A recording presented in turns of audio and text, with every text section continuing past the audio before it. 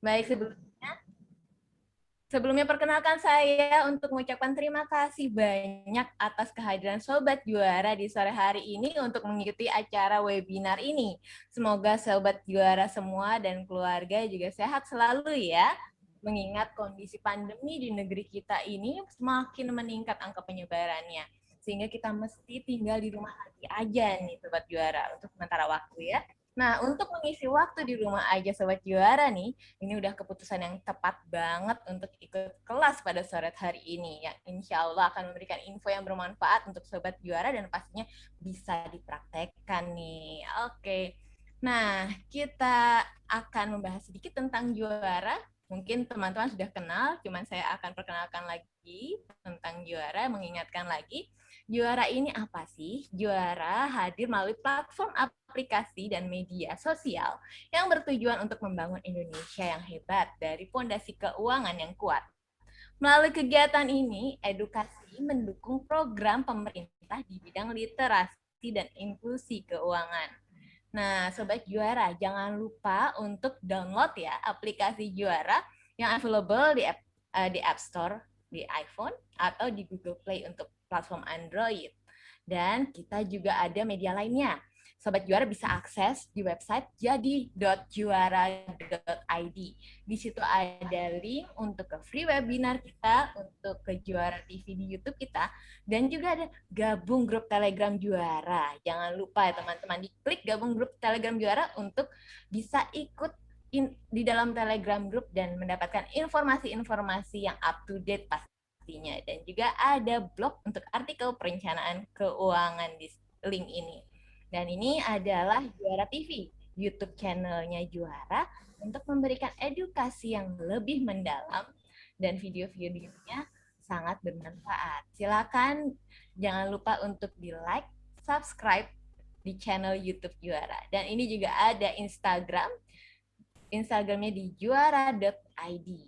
Di sini ada konten-konten yang up to date yang teman-teman bisa baca. Jangan lupa di-share, di-like, dikasih info ke teman-teman lain. Siapa tahu ada yang membutuhkan, bisa langsung join di Instagramnya Juara. Jangan lupa untuk subscribe juga. Dan selanjutnya kita juga ada grup Telegramnya ini yang tadi saya informasikan. Di sini kita akan bahas ada lifestyle, ada tentang kripto bahkan, dan juga ada investasi dan asuransi. Jangan lupa aksesnya bisa di link https://t.me/jadi-juara. Dan yang terakhir kita juga ada blog yang isinya tentang tulisan-tulisan tentang tips dan informasi terkini tentang kondisi keuangan kita nih. Oke, Sobat Juara, melanjutkan untuk ke webinar saat hari ini, Sobat Juara ngerasa nggak sih kalau kondisi hari ini nih mirip sama awal pandemi tahun lalu, tahun 2020, di mana pemerintah memberlakukan PSBB dan kita mesti di rumah aja. Saat ini juga pemerintah kembali memberlakukan yang namanya kebijakan PPKM darurat. Nah, apa aja sih yang mesti kita siapin selama masa PPKM darurat ini? Dan apakah kita sudah menyiapkan dana darurat untuk menghadapinya? Well, ini semua akan kita bahas tuntas bersama Mbak Leni pada sore hari ini supaya Sobat Juara bisa tetap hidup sejahtera di masa pandemi ini. Oke, dan nanti jangan lupa Sobat Juara bisa menaruh pertanyaannya di link kolom Q&A. Silakan diketikkan pertanyaannya Sobat Juara dan nantinya setelah presentasi Mbak Leni akan memberikan jawabannya. Oke, tanpa memperpanjang waktu, kita akan mengundang Mbak Leni Yuliani untuk membahas lebih lanjut terkait PPKM darurat ini. Baik, kita undang saja Mbak Leni. Selamat sore Mbak Leni. Sore Mbak Nana, Assalamualaikum, apa kabar? Waalaikumsalam. Alhamdulillah baik. Mbak Leni sehat ya Mbak Leni? Sehat, Alhamdulillah. Mbak Nana gimana? Sehat? Alhamdulillah sehat Mbak. Kita harus tetap semangat Syukurlah. Mbak ya. Benar. Yang harus kita jaga adalah semangat, meskipun di rumah kita harus tetap semangat. Betul. Nah, Heeh. ini nih Mbak, pas banget di kondisi kayak gini nih, kondisi pandemi hari Mm-mm. ini nih, kita Mm-mm. tuh kan tahu nih ada PPKM darurat nih, udah mulai Tuh. diberlakukan lagi nih Mbak. Iya nih Mbak, ya ampun. Mulai di rumah aja lagi. Kalau versinya pemerintah nih, PPKM tuh kepanjangannya kan pemberlakuan pembatasan kegiatan masyarakat. Heeh. Nah, Betul, Juara juga punya versi sendiri. pastinya. Akan diberitahukan lebih lanjut nih oleh Mbak Leni. Iya, Apa sih PPKM iya, ini, iya, iya. Mbak? Terus Kalau apa aja tips and tricksnya dari Mbak Leni nih untuk teman-teman Sobat Juara ini nih. mm-mm. Oke, silakan Mbak Leni dijelaskan lebih lanjut lagi. Siap, siap. Thank you Mbak Nana, terima kasih udah dampingi saya sore ini. Terima kasih Sobat Juara yang sudah join sore ini. Teriring doa dari saya untuk semua yang ada di sini. Semoga tetap sehat, semoga senantiasa dilindungi dari pandemi yang sekarang sedang berlangsung. Nah, berbicara tentang PPKM kali ini, berasa nggak sih teman-teman bahwa kondisinya tahun ini tuh lebih berat dibandingkan dengan tahun lalu? Boleh nanti kita interaksi di chat ya, Sobat Juara. Ya, teman-teman Sobat Juara, kalau mau ikutan ngobrol interaksi bisa drop komennya di Ya, kolom chat ya. Kalau untuk kolom chat. pertanyaan, silakan Betul. di Q&A. Betul, betul. Nah, sebelum saya masuk nih ke slide presentasi, saya sebenarnya pengen tanya dulu nih sama Sobat Juara yang hadir di sini. Terkait dengan kebijakan PPKM ini yang diterapkan sama pemerintah ini, apa sih dampaknya gitu sama teman-teman Sobat Juara yang hadir sekarang? Boleh kita interaksi di kolom chat?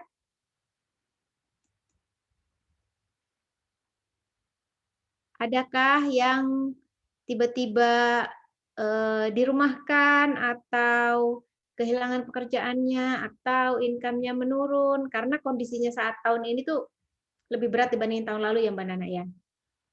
Benar banget nih Mbak. Heeh. Dan semakin banyak orang-orang atau keluarga kita sendiri yang menjadi Betul, betul. uh, korban dari pandemi ini. Terkena Imbas. virus yang lagi ngetren ini ya. Benar. Kalau tadi Mbak Nana bilang PPKM versi pemerintah, kalau saya sekarang di sini pengen cerita PPKM-nya versi juara. Apa sih PPKM-nya versi juara ini? Seperti yang teman-teman lihat di flyer mungkin bahwa PPKM di juara itu adalah singkatan dari Panduan Perencanaan Keuangan Mandiri. Kenapa dibilang Panduan Perencanaan Keuangan Mandiri? Ya karena itu gitu. Karena kita tuh saat ini saat pandemi ini kita dituntut harus bisa mengatur segala sesuatunya itu dari rumah gitu ya. Segala sesuatu dari rumah. Bekerja dari rumah, terus belajar dari rumah gitu. Belanja dari rumah, terus menjaga kesehatan di rumah, olahraga juga dari yang outdoor jadi indoor gitu. That's why mudah-mudahan sore ini saya bisa sharing sama teman-teman sekalian tips-tips apa saja sih yang bisa kita lakukan atau apa saja yang harus kita cek selama pandemi ini gitu. Oke, kita mulai aja ya Mbak Nana karena waktunya terbatas. Oke? Silakan Mbak Leni. Sip. Nah, di sini teman-teman bisa lihat di slide saya bahwa ketika PPKM ini ada yang pegang kepala, ada yang memeluk lutut gitu karena memang kebanyakan orang siap tidak siap harus mengalami ini gitu. Kalau kalau tahun lalu saya sebelumnya saya cerita background saya itu pebisnis ya, sempat sempat bekerja di bank BUMN 10 tahun kemudian memutuskan untuk memulai bisnis bersama suami. Alhamdulillahnya setelah 3 tahun berjalan lancar dari 2016, 17, 18, 19, 20, 2020 qadarullah kena pandemi dan sekarang lebih-lebih. Bahkan saya pun nggak bisa ke toko gitu untuk ngambil barang saya karena semuanya satu gedung itu lockdown gitu. Nah, makanya PPKM darurat ini benar-benar menjadi waktu yang tepat buat saya untuk mereview kembali apa apa saja sih yang harus kita lakukan gitu. Nah, di sini seperti yang telah saya ceritakan tadi ya, kalau tahun 2020 itu kan istilahnya PSBB gitu ya, PSBB. Nah, Kalau saya angkatan tua sih, jadi ingatnya PSBB gitu ya. Terus sekarang tuh PPKM. Jadi rasanya buat saya yang punya usaha ini PPKM PPKM ini lebih berat Mbak Nana dibandingin yang sebelumnya PSBB gitu. Itu kayaknya Sekarang zaman dulu sekolah SD tuh Mbak, ada iya, pelajarannya. heeh, benar-benar. PPKN sama PSBB. Bedanya tipis nih, PPKM sama Iya, PSBB. benar-benar. Nah, Tapi agak horor juga dua-duanya nih. itu kan yang aduh, kadang-kadang jadi mata pelajaran yang saya takut gitu. Sama Kalau Mbak, udah ketemu sama PPKN sama PSBB gitu. Nah, sama sih sekarang ngapalin juga soalnya. sebagai pebisnis dan sebagai perencana keuangan, ya mau nggak mau kita harus menghadapi kondisi ini gitu kan. Kurang lebih sih kita di rumah sama seperti 2020 gitu ya. Terus sekarang juga sama 2021 di rumah lagi gitu. Tapi Benar. sekarang itu rasanya benar-benar lebih strict gitu dari pemerintah ya, wajar sih ya karena kan kaitannya dengan pandemi yang lebih menular gitu. Jadi ya saya terima aja gitu. Nah, di sini saya pertama-tama mau ceritakan bahwa kondisi di lapangan itu banyak orang Indonesia yang tidak siap terhadap krisis. Dari mana sih kita tahunya? Ini ada suatu survei dari Survey of Adult Financial Literacy ya. Kalau di secara ketahanan dana darurat orang-orang di Indonesia itu berapa lama sih? Nah, teman-teman bisa lihat nih di sini. Yang paling tinggi, yang paling bagus itu ketahanan dana daruratnya itu yang warna oranye ini di atas 6 bulan itu Hongkong.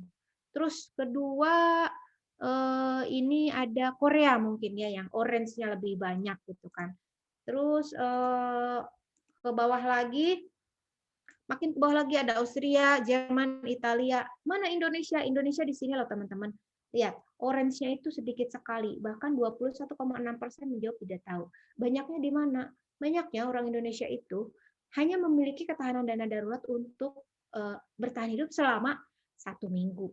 Wow, kok bisa gitu ya? Ya, ini kata data loh ya, kata data.co.id bukan kata saya gitu. Jadi memang pandemi ini benar-benar menyadarkan kita bahwa dana darurat itu penting gitu. Jadi jangan cuma uang yang cuma bertahan 1 minggu gitu. Kita harus punya dana darurat yang lebih. Gitu. Nah, kenapa harus punya dana darurat yang lebih? Bayangin teman-teman, saya aja yang di istilah kata di lockdown ya, di lockdown nggak boleh masuk nih ke toko saya ngambil barang itu sampai tanggal 20 aja kebat-kebit gitu kan. Itu baru dari tanggal 3 sampai tanggal 20. Gimana kalau misalkan nanti lockdown-nya diperpanjang? 1 bulan, 6 bulan, 1 tahun, 5 tahun. Apa yang kita punya? Bumper apa yang, jaring pengaman apa yang kita punya untuk menjalani kehidupan lockdown itu? Gitu. Jadi ya kalau kondisi saat ini betul-betul cash is the king ya. Nah, berbicara tentang cash is the king berarti kan sumbernya dari mana? Dari penghasilan kah? Atau dari hasil usaha kayak saya gitu kan. Kalau yang pegawai dengan gaji income tetap bulanan sih ya alhamdulillah ya masih punya income. Tapi kalaupun sudah punya income, kita harus benar-benar kekepin dompet kencang-kencang nih, jangan sampai di rumah tapi kok malah lebih banyak itu pengeluarannya gitu. Atau yang pendapatannya tidak menentu bulanannya seperti saya dari hasil bisnis, harus apa? Harus punya apa gitu.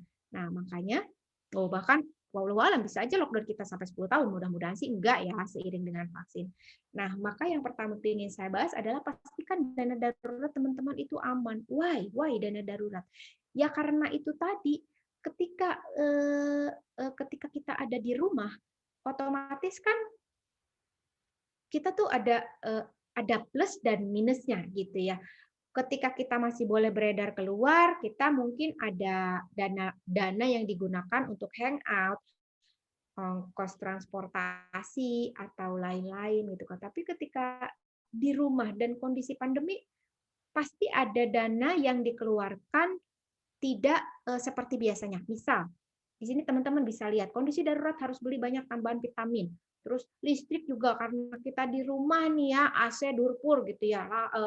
Terus internet juga harus nyala gitu kan. Otomatis kan ada di satu sisi biaya hangout berkurang, tapi di satu sisi beli vitamin harus tambah, biaya kesehatan tambah gitu kan, budget listrik tambah gitu. Nah, di situ iya kalau yang punya income tetap gitu kan. Nah, kalau seperti saya itu benar-benar harus memiliki dana darurat tambahan untuk misalkan beli vitamin atau bayar listrik gitu kan. Kayak gitu teman-teman. Makanya nomor satu yang harus kita cek adalah kantong dana darurat kita, toples dana darurat kita. Amankah? Nah, berbicara tentang aman, lanjut lagi nih kita sama topik dana darurat. Ini seperti yang tadi saya ceritakan. Pernah ngitung nggak sih biaya tambahan yang kita keluarkan selama pandemi berjalan? Pandemi ini kan sudah berjalan kurang lebih 17 bulan. Ini dari teman-teman netizen ya. Ada dari Mbak Gebi nih. Gimana umur 40 milenial mau punya rumah, uang sekarang umur 25 aja gaji habis buat tes PCR dan beli masker. Nah, teman-teman sadar nggak sih hal-hal ini gitu bahwa ada biaya-biaya tambahan yang harus kita keluarkan untuk melindungi diri kita sendiri. Eh, Adakah di sini teman-teman yang pernah menghitung apa tambahan dana atau tambahan biaya yang dikeluarkan untuk beli masker, beli vitamin, beli desinfektan gitu? Nah, benar Adakah? nih Mbak. Banyak keluar nih untuk bayar ini. Iya, Dan ada lagi Mbak, latte faktor yang kadang kita nggak sadarin tuh. iya. Ada jajan Jajan tinggal pencet online. dari HP ya, Mbak ya. Benar. Nah, itu Klik dia gitu. datang. Itu dia. Jadi memang eh, selama pandemi ini kita betul-betul harus siap, harus siap dengan dana darurat kita. Jaga-jaga apabila misalkan kayak saya pengusaha, hasil usahanya dari bisnis tidak menentu, jaga-jaga jika tiba-tiba mendadak dangdut penghasilan kita berhenti gitu kan. Dari mana? Ya nggak ada yang beli, mau gimana ada customer gitu kan, wong saya nggak bisa kemana-mana gitu kan, saya nggak bisa jualan gitu. Itu untuk yang penghasilannya tidak tetap. Terus untuk yang penghasilannya tetap, siapa yang jamin Anda bahwa perusahaan kita itu going sustainable gitu kan melalui pandemi ini? Banyak banyak bukti bahwa seperti trading Jepang, partner saya tiba-tiba dia tutup gulung tikar dan pulang gitu ke negaranya, ke Jepang. Siapa yang jamin seperti itu? Makanya kita harus punya dana darurat in case pendapatan kita itu stop sama sekali gitu. Di situ Mbak Nana. Jadi memang dana darurat ini berfungsi sebagai jaring pengaman gitu kan. Benar, itu penting banget ya Mbak ya. Ya, betul. Kenapa berfungsi sebagai jaring pengaman? Ya, jaring pengaman itu lebih ke berfungsi sebagai penenang diri kita, Mbak. Penenang diri kita. Oke, kalaupun misalkan saya harus punya dana darurat, misalkan tiba-tiba income saya terhenti, saya masih siap hidup sampai misalkan 1 tahunkah, 2 tahunkah, 5 tahunkah, 10 tahunkah gitu.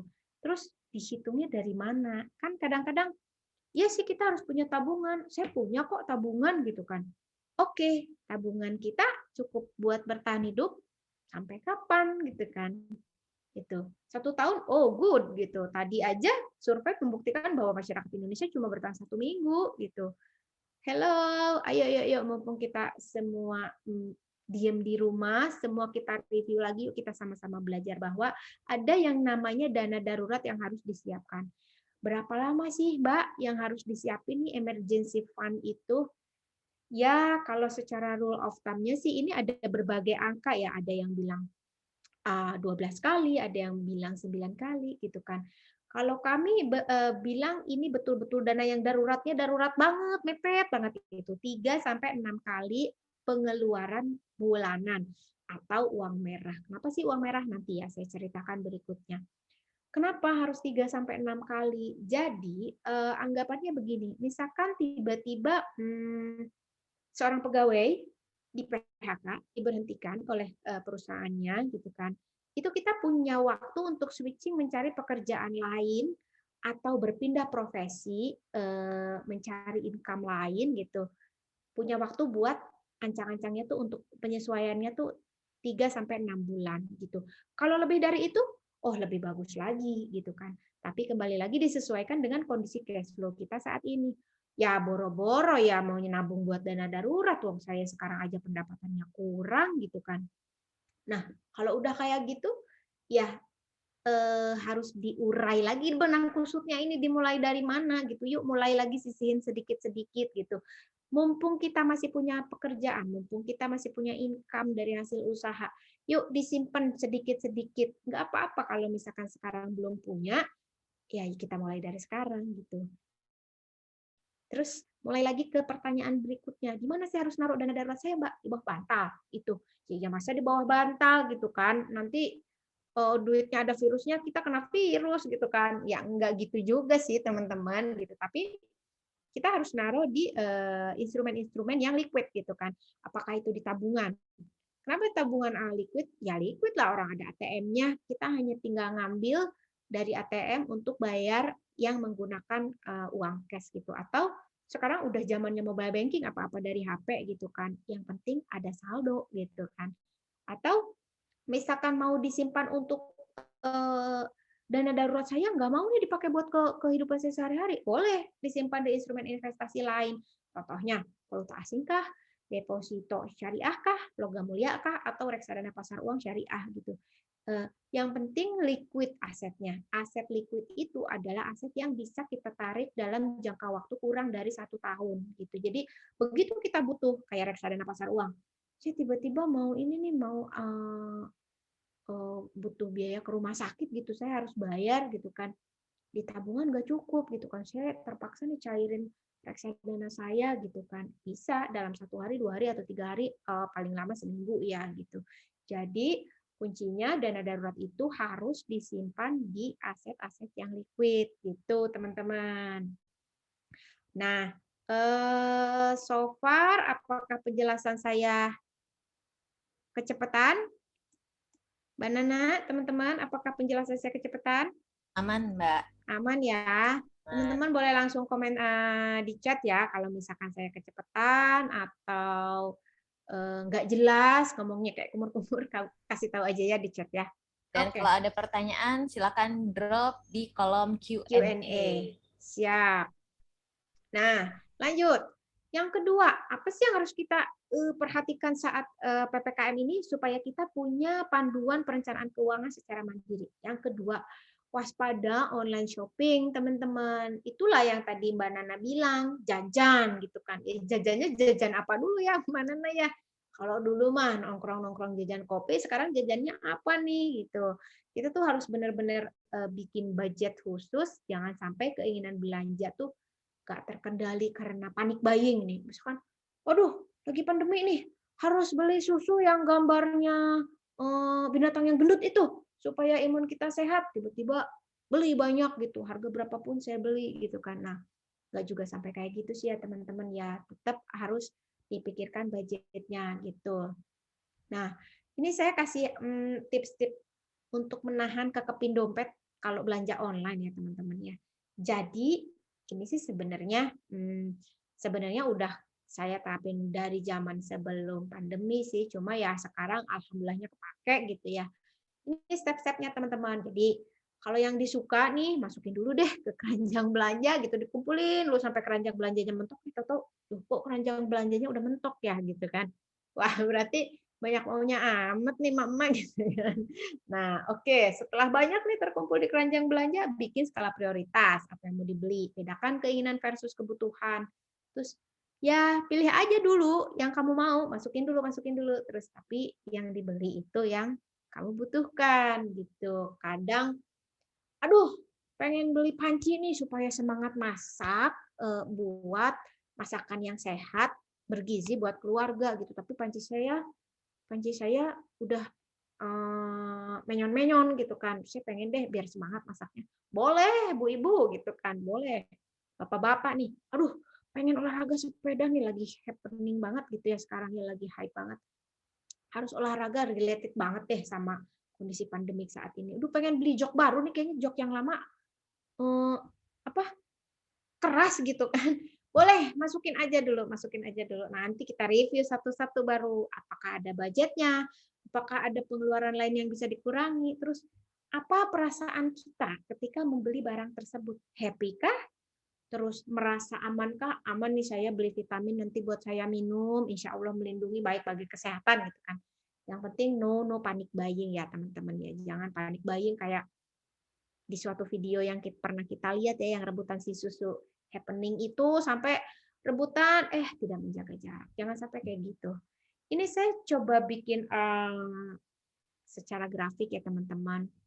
Mudah-mudahan sih bermanfaat bagi teman-teman gitu kan. Nah, ini tadi yang saya bilang, masukin dulu deh ke keranjang. Apa yang kamu suka, apa yang kita mau, apa yang kita pengen. Oke, kumpulin dulu. Kan belum bayar kan? Itu kumpulin dulu gitu kan. Nah, setelah nanti masuk ke keranjang, masukkan semua yang kamu mau. Bikin nih skala prioritas berdasarkan kebutuhan. Nih, di keranjang kita misalkan ada panci, ada susuk, ada apa lagi? Ada air fryer ya, lagi happening sekarang gitu kan. Terus ada vitamin, ada madu, ada macam-macam lagi gitu kan. Nah, disortir, bikin list mana yang lebih penting gitu secara skala prioritas. Beli yang kamu butuh lebih dulu gitu kan.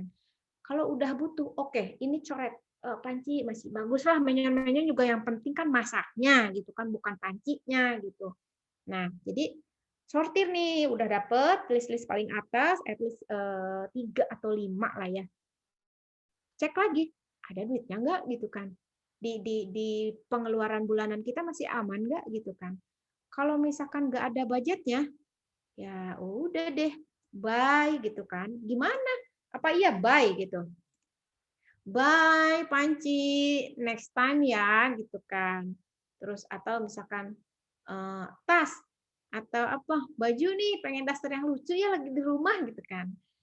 Oke, tapi saya butuh nih panci saya udah tipis banget gitu kan. Nah, boleh dicari lain, cari pos lain, pos keuangan lain yang bisa dikurangi gitu. Jadi jangan sampai teman-teman tuh main kan kadang-kadang kalau di belanja online pilihannya ada pay letter, ada bayar kartu kredit. Jangan sampai kayak menggali lubang eh, jangan sampai menggali lubang yang dapat menjadi perangkap buat kita sendiri gitu. Enak sih tinggal mencet pay letter. Nanti begitu tagihannya udah muncul, bisa bayar nggak kita? Nah, kita harus cek lagi. Kalau misalkan kalau misalkan ada pos lain yang bisa dikurangi, oke, beli gitu. Udah nih, beli kan masuk lagi ke satu step berikutnya. Pilih mau dikirim pakai apa, ongkirnya berapa, pakai asuransi apa enggak, mau nabung emas apa enggak, iklan itu mah. Mau nabung apa enggak gitu kan. Oke, beli. Terus tanya lagi sama kita, kalau kita beli ini, perasaannya apa? Happy atau menjadi aman gitu, imunitas kita meningkat, teman-teman gitu. Ya pikirkan kembali kalau ternyata gue biasa aja ya kayaknya nggak ganti panci juga nggak apa-apa, balik lagi tuh ke atas bye gitu kan. Ruwet sih emang gitu kan, cuma ini satu-satunya cara supaya kita punya dana lebih untuk nambahin tadi si dana darurat tadi gitu kan. Nah, kalau misalkan ketika perasaan saya kalau membeli barang ini atau item ini saya merasa lebih tenang, imunitas saya terjaga gitu kan. Oke, go ahead, cus bayar gitu teman-teman. Jadi memang ruwet, tapi ya balik lagi ke pilihan kita masing-masing nih. Kita mau punya dana darurat apa enggak gitu kan. Nah, oke. Jadi tips yang kedua, kekepin dompet deh teman-teman karena saya bilang tadi cash is the king. Termasuk saldo saldo dompet digital yang teman-teman punya semua kan sekarang banyak ya. Ada apa pay apa pay apa pay gitu kan gitu. Itu juga termasuk dana liquid ya, dana liquid. Nah, kemudian yang ketiga, kita harus tetap menabung dan berinvestasi gitu. Terus kalau yang misalkan biasanya kan kalau yang teman-teman pegawai itu biasanya masih memiliki pekerjaan, terus ada yang diturunkan pendapatannya dan ada yang tetap gitu. Kalau yang tetap pendapatannya that's great gitu kan, bagus, ditahan di item yang tadi nomor 2, jangan sampai kalap belanja online gitu. Tapi stick to kebiasaan kita sebelumnya, menabungkah, investasikah gitu. Terus kalau yang sudah melakukan investasi sebelumnya, misalkan apakah itu di instrumen investasi saham, reksadana, atau cryptocurrency mungkin, itu kan sekarang saat pandemi gini naik turun banget ya, naik turun banget, imbal hasilnya itu ya jangan panik gitu. Jangan panik, nggak usah tiba-tiba, "Aduh, gila nih sahamku turun nih. Oh my God," gitu kan. "Aduh, nanti nggak cukup nih dana dana, investasi saya untuk masa depan saya," gitu kan. Tenang aja teman-teman, tenang aja. Tenang aja, tarik nafas dulu. Pokoknya jangan mengambil keputusan dalam keadaan emosional, panik gitu ya. Jadi yang sudah ada investasi fine gitu kan. Kita lihat lagi nilainya, kita lihat lagi proyeksi atau prospek ke depannya masih oke kah gitu kan. Atau mau ganti investasi switching misalkan dari cryptocurrency ke instrumen investasi lain yang istilahnya lebih lebih sesuai dengan profil risiko kita, boleh. Ini saatnya teman-teman untuk melakukan review ulang atas rencana keuangan teman-teman. That's why webinar kali ini tuh panduan perencanaan keuangan secara mandiri gitu, supaya teman-teman tahu apa aja sih yang harus disiapkan. Tadi yang pertama dana darurat, yang kedua tidak boleh panik buying, nggak boleh belanja ini itu, belanja ini itu. Kalau yang ini investasi tidak boleh panik selling, teman-teman. Gitu. Nah, kok kalau misalkan saya nggak panik selling gimana dong? Tadi kan saya bilang saya mau switching investasi aja deh, switching instrumen investasi boleh gitu kan. Kita bisa memilih untuk mendiversifikasi investasi dari yang teman-teman misalkan eh, menaruh investasinya di reksadana, saya mau pindah deh jadi emas, boleh silahkan. Sepanjang teman-teman itu tahu apa yang teman-teman pilih gitu kan. Jadi di sini saya mau tampilkan beberapa jenis instrumen investasi ya. Nah, kalau yang garis ke atas itu tingkat risiko tinggi, sedang, rendah. Kalau yang ke kanan itu jangka waktu teman-teman, rencana teman-teman akan menjual si instrumen investasi itu gitu. Jadi kalau yang semakin ke atas risikonya semakin tinggi, tapi imbal hasilnya pun tinggi, teman-teman. High risk, high return ya. Teman-teman harus ingat gitu kan. Nah, seperti ini deposito RDPU. RDPU itu reksadana pasar uang gitu kan. Ini termasuk aset liquid. Saya tandain biru gitu kan. Boleh teman-teman jadikan pilihan untuk menaruh dana darurat gitu. Nah, terus lanjut lagi nih ke yang semi liquid, naik ke atas semi liquid dan jangka waktunya agak panjang gitu ya, 3 sampai 5 tahun. Teman-teman tetap boleh berinvestasi di rumah disewakan, RDPT, sukuk atau obligasi. Terus ada lagi di tanah, in case teman-teman punya cash besar atau tiba-tiba dapat golden shake hand nih dari perusahaan, tiba-tiba jebret, dapat duit pensiun dini gitu kan. Wah, saatnya nih untuk beli properti karena banyak yang menjual properti dengan harga di bawah pasar karena ibarat kata lagi BU ya gitu. Cuma ya pintar-pintarlah kita memberikan empati kepada teman-teman atau pihak lain si penjual yang sedang BU gitu ya. Ya Bu ya jangan nawarnya Afgan gitu kan terlalu kejam atau sadis gitu kan ya. Bolehlah setidaknya teman-teman di sini aware bahwa ada instrumen investasi lain yang teman-teman bisa jadikan alternatif nih untuk berinvestasi.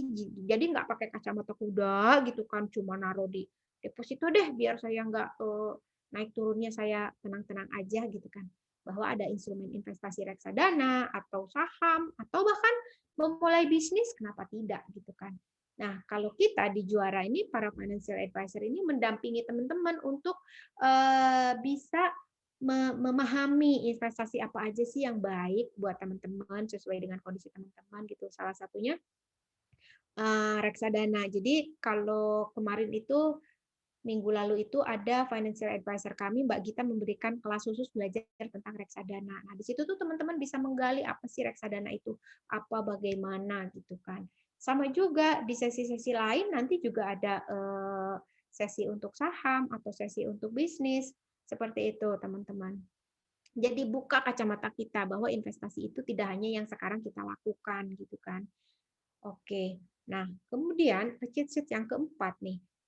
Apa saja yang harus kita punya di era pandemi ini? Tentu saja asuransi kesehatan gitu kan.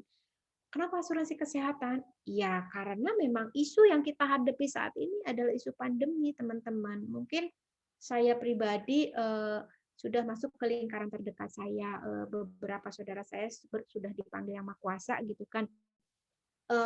Qadarullah masuk ICU dan memang tidak punya asuransi gitu kan, dan itu benar-benar kondisi yang berat bagi kami gitu kan, karena ya kita tahu sendiri bahwa biaya COVID tanpa masuk ICU aja udah mahal, apalagi ini harus masuk ICU, belum lagi ditambah eh, obat-obatan lain yang harganya cukup mencengangkan gitu kan. Terus jadi memang pada saat pandemi ini isu memiliki asuransi kesehatan ini lagi banyak-banyaknya teman-teman gitu kan. Kalau kemarin-kemarin banyak yang mengabaikan, ya saya sih alhamdulillahnya masih sehat-sehat aja. Ya alhamdulillah gitu masih sehat. Padahal sebetulnya kita terpapar resiko terkena penyakit dan risiko harus mengeluarkan biaya untuk apakah itu berobat gitu kan. Saya sih udah punya polis asuransi kesehatan. Good. Kalau udah punya good. Tapi cek lagi, satu, berapa plafon yang teman-teman punya dari asuransi kesehatan itu? Mengcover apa enggak? Banyak memiliki rekanan apa enggak? Karena banyak terjadi ketika ketika ada klien dari teman-teman saya mau masuk ke suatu rumah sakit, ternyata rumah sakitnya enggak rekanan. Satu, ada begitu. Terus yang kedua, udah dirawat di rumah sakit, di cover sama asuransi kantor, nggak cukup plafonnya. Teman-teman aman sih, udah punya asuransi kesehatan, saya merasa aman. Tapi please cek lagi seperti apa coverage dari asuransi kesehatan yang teman-teman punya gitu. Kalau udah punya BPJS, oke, silahkan gitu kan. Atau kalau udah punya asuransi dari perusahaan tempat bekerja masing-masing, boleh gitu. Tolong direview lagi polisnya seperti yang saya bilang tadi. Cek lagi polisnya. Pastikan polis masih aktif. Atau misalkan kayak saya nih, saya kan self employee ya. Self employee gitu. Jadi saya nggak ada nih saya punya perusahaan, saya harus mengcover diri saya sendiri gitu. Jadi saya memilih asuransi swasta gitu untuk mengcover kesehatan saya dan keluarga gitu. Bagaimana saya mengetahui bahwa saya memerlukan perlindungan gitu kan? Nah, sebetulnya konsep membayar untuk perlindungan itu bukan hal yang baru teman-teman di masyarakat. Kita punya pagar, pagernya dipasangin gembok nggak? Kalau saya mah dipasangin gitu kan. Soalnya saya tinggal di komplek yang banyak banyak banyak apa sih, banyak akses bisa masuk gitu kan. Meskipun memang di masing-masing akses itu juga udah dipagerin sama portal dan ada satpamnya. Cuma tetap aja saya merasa lebih secure gitu kan, lebih aman kalau saya punya perlindungan pribadi gitu. Sama halnya kayak teman-teman nih. Kalau misalkan gerbang satpam itu sebagai asuransi asuransi kantor yang melingkupi secara luas gitu kan, teman-teman perlu punya perlindungan pribadi gitu, punya perlindungan pribadi. Terus helm, kalau misalkan kita naik motor kan harus pakai helm. Supaya apa? Bukan supaya nggak ditilang gitu kan, tapi supaya melindungi aset yang berharga di dalam tubuh kita, apa itu ya, otak gitu. Jadi kalau misalkan motornya biasa-biasa aja mah ya bolehlah helmnya yang bagus gitu kan. Ya, seperti itulah teman-teman.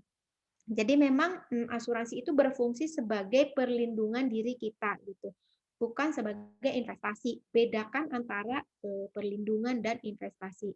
Dan ketika pandemi kali ini betul-betul ini dibutuhkan, betul-betul saya ajak semua teman-teman yang ada di sini, yuk mari mumpung kita sehat, mumpung kita masih ada waktu untuk mereview kembali polis atau yang belum punya coverage insurance kesehatan, cek lagi apakah punya budget untuk memiliki perlindungan kesehatan gitu kan.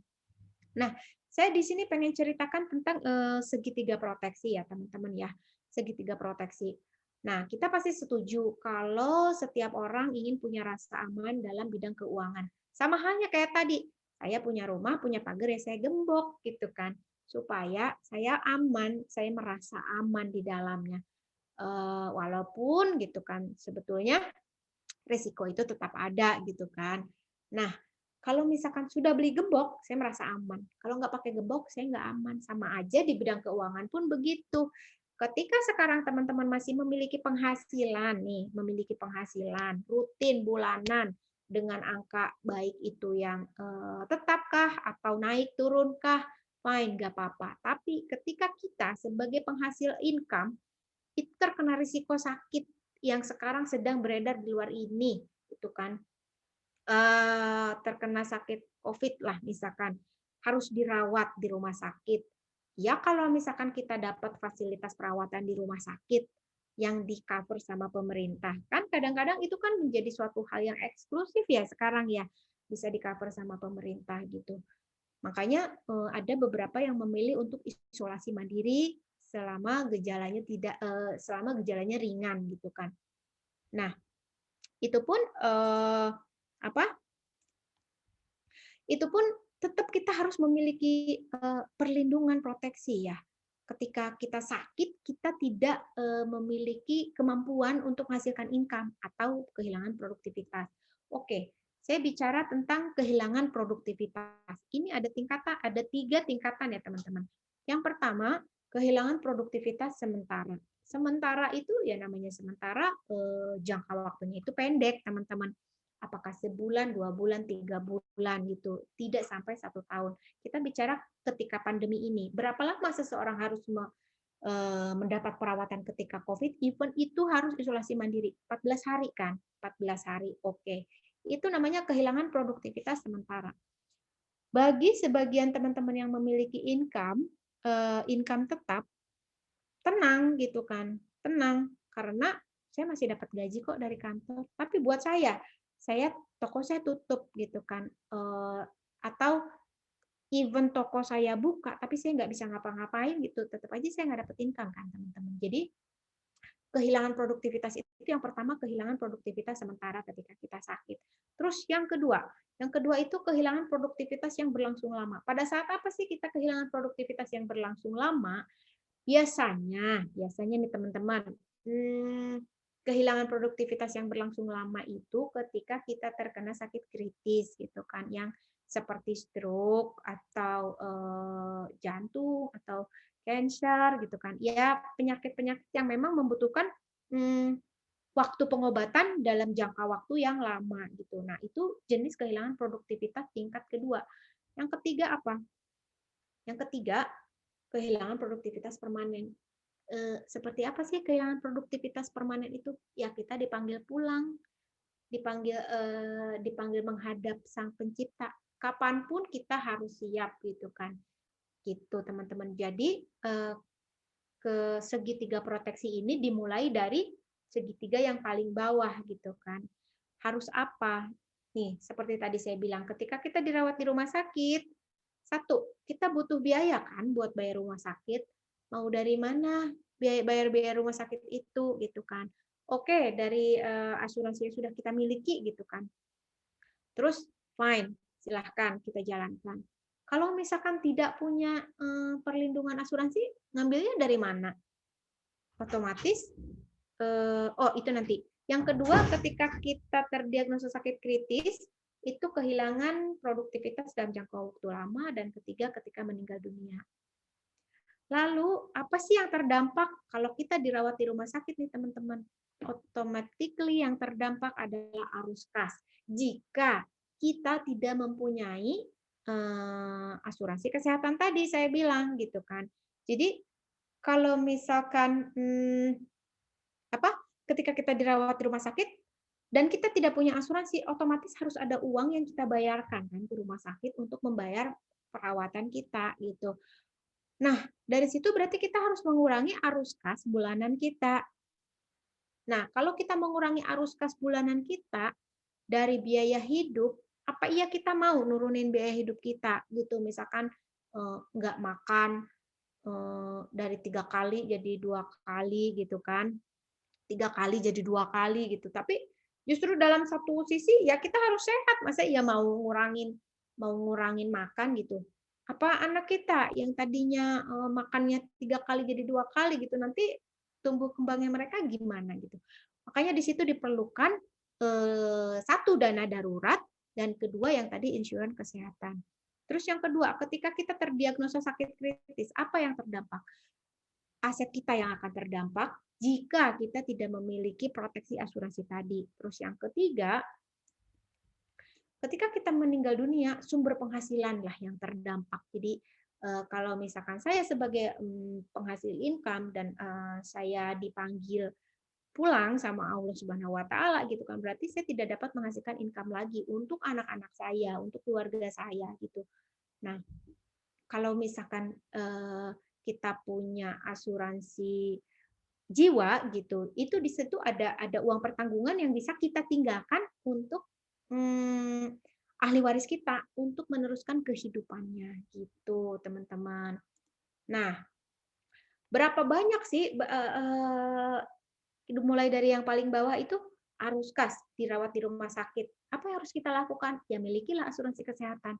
Terus yang kedua, kalau kita terdiagnosa sakit kritis dalam jangka waktu lama, kita mau dapat uang dari mana? Mau dapat duit dari mana? Gitu kan. Sementara kita pebisnis nih, bisnis itu bergantung sama kita gitu. Saya nggak mau aset-aset saya, emas-emas saya yang udah saya siapin buat anak-anak saya, buat pendidikan anak saya itu dijual demi biaya pengobatan anak saya. Makanya harus punya dari bawah dulu tadi asuransi kesehatan gitu kan.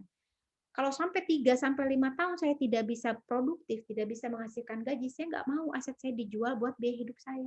Saya nggak mau tabungan pendidikan anak saya dijual buat biaya berobat saya. Gitu, teman-teman. Jadi, balik lagi, dari segitiga proteksi ini kita harus mulai dari bawah. Nah, mulailah dari segitiga paling bawah. Gimana sih caranya?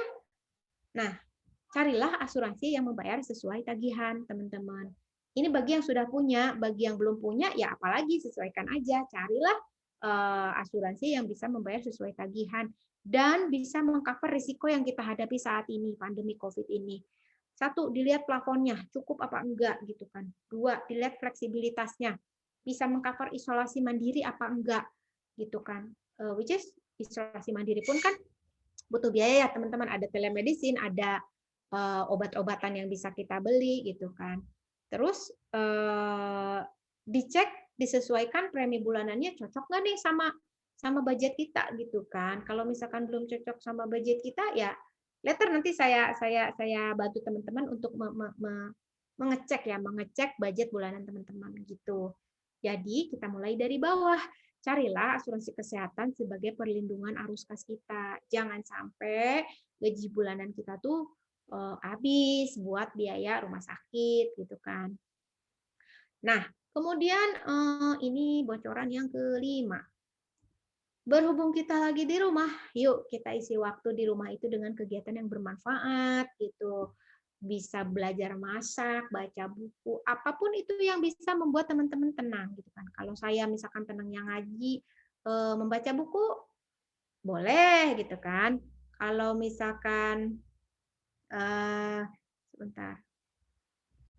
Kalau misalkan teman-teman senangnya masak, fine, lakukan itu apapun itu yang teman-teman sukai selama itu meningkatkan imunitas kita karena peace of mind itu nomor satu ya teman-teman saat pandemi kayak gini gitu kan.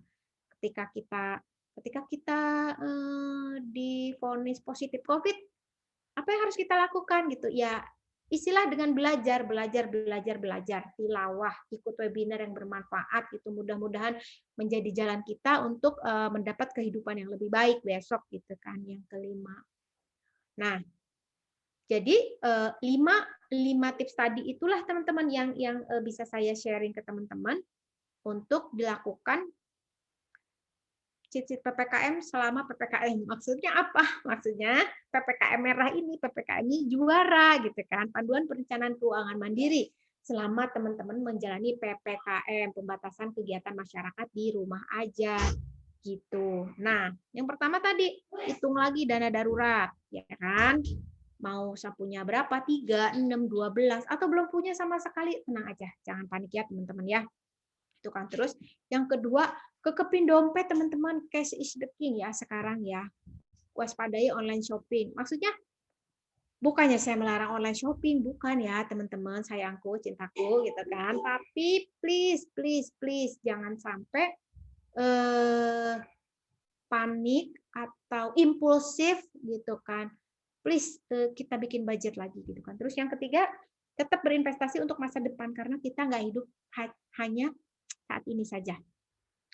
Terus yang keempat, miliki perlindungan, proteksi asuransi, dan pahami seluruh klausulnya ya teman-teman ya. Kalau yang sudah punya BPJS, oke. Tapi jangan tenang-tenang aja punya BPJS. Tapi kita harus tahu alurnya bagaimana, apa yang di-cover, apa yang tidak di-cover. Begitu juga kalau teman-teman punya asuransi kantor. Berulang-ulang saya bicara berapa plafonnya, bagaimana mekanismenya, bisa langsung masuk apa tidak, cashless atau tidak. Itu poin-poin yang bisa jadi pertimbangan teman-teman untuk mereview ulang gitu kan polisnya. Buat teman-teman yang memang sekarang sudah punya polis dan saya bingung nih baca polisnya gitu. Yuk kontak kita teman-teman financial advisor di Juara yang bisa bantu teman-teman untuk baca polis teman-teman gitu kan. Karena memang tidak semua agent mungkin menjelaskan secara detail pada waktu pembukaan polis atau memang sudah dijelaskan ya namanya udah lama ya. Kadang kan kita manusia tempatnya salah dan lupa. Kita udah lupa, yuk buka lagi yuk bareng-bareng gitu kan. Terus yang kelima, isi waktu dengan kegiatan yang bermanfaat. Pada intinya semuanya itu panduan perencanaan keuangan mandiri itu sangat-sangat terkait dengan budgeting ya teman-teman ya. Berkali-kali kalau perencana keuangan itu ngomongnya budgeting, budgeting, budgeting gitu. Tidak berbicara tentang berhemat saja gitu kan. Tapi bagaimana kita merencanakan uang yang kita keluarkan gitu kan, uang yang kita habiskan dari penghasilan yang kita dapatkan gitu. Apalagi buat saya pebisnis yang income-nya kadang-kadang ada, kadang-kadang enggak, kadang-kadang gede, kecil, sedang-sedang aja gitu ya. Pokoknya beda banget deh gitu yang apa? Beda banget sama zaman dulu saya masih kerja tiap tanggal 25 cering masuk gitu. Kalau sekarang tuh aduh ini berapa ya? Aduh, dompet ini masih cukup nggak buat belanja sayur, masih cukup nggak gitu. Balik lagi ke budget. Nah, kalau di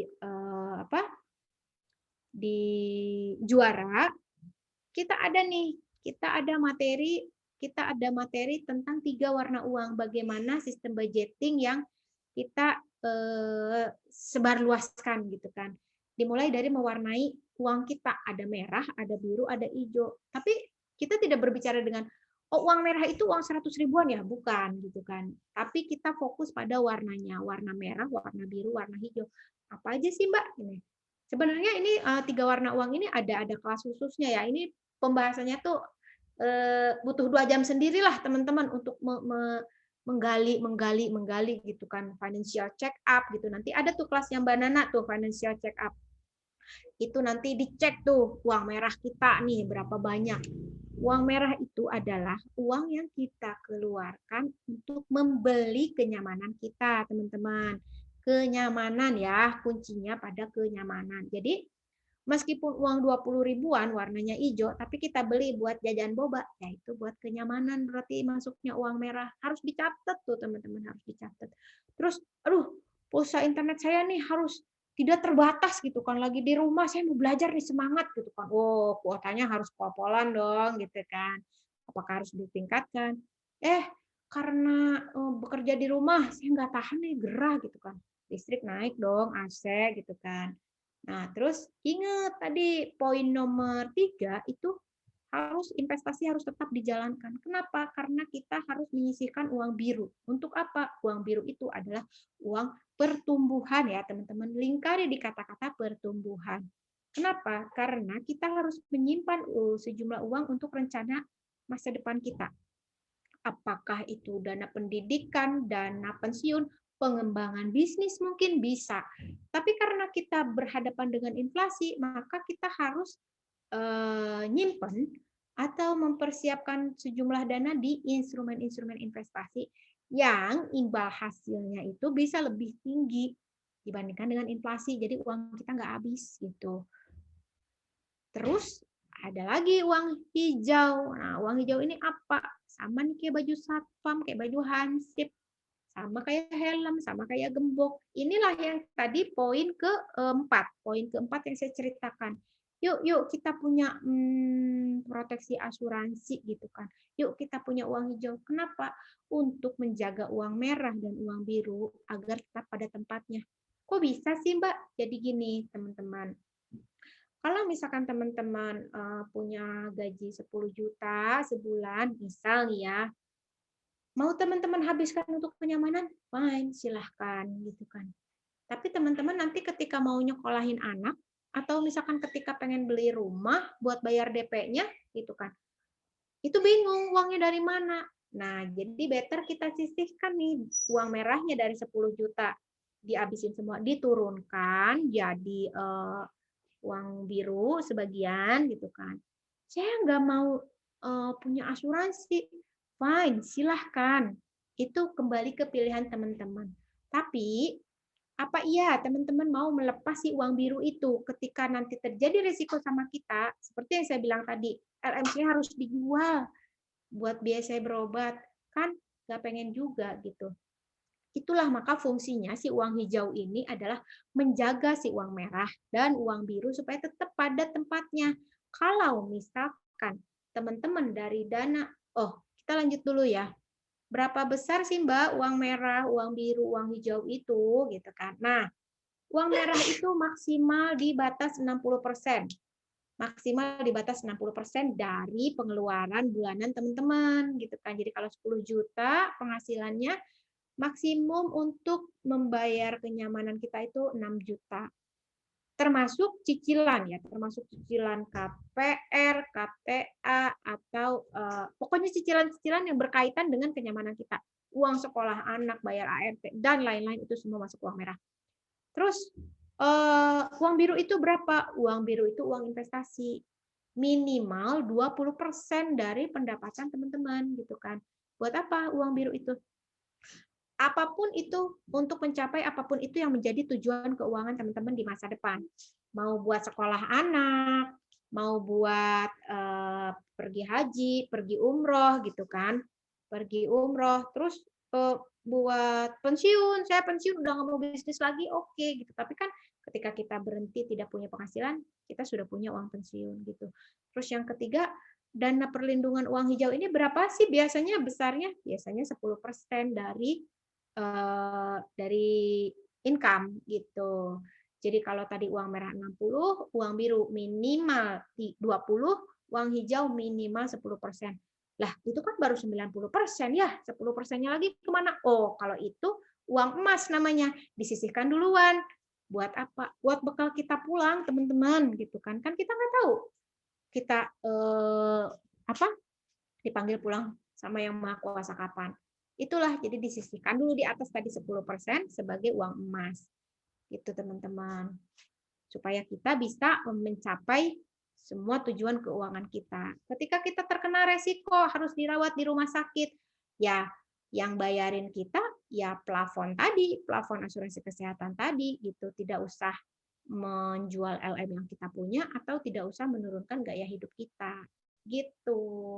Kalau ada pertanyaan, boleh ya di share di Q&A. Gitu. Ya, teman-teman, diingatkan lagi untuk yang ada punya pertanyaan, penasaran nih sama pembahasan Mbak Leni, boleh loh drop pertanyaan, jangan malu-malu, nggak ditarik bayaran kok kalau nanya. Ya, benar. Feel free untuk nulis pertanyaannya Feel free apapun tanyain deh gitu. Mumpung ada kesempatan nih, betul. sama Mbak Leni. Nah, ini udah mau deket-deket nih Mbak ke bagian akhir gitu. Ya, pilihannya ketika kita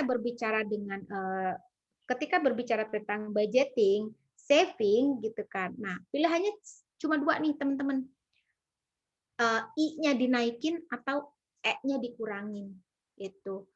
Misalkan teman-teman, saya boleh nanya nggak sama teman-teman nih? Kita sharing ya.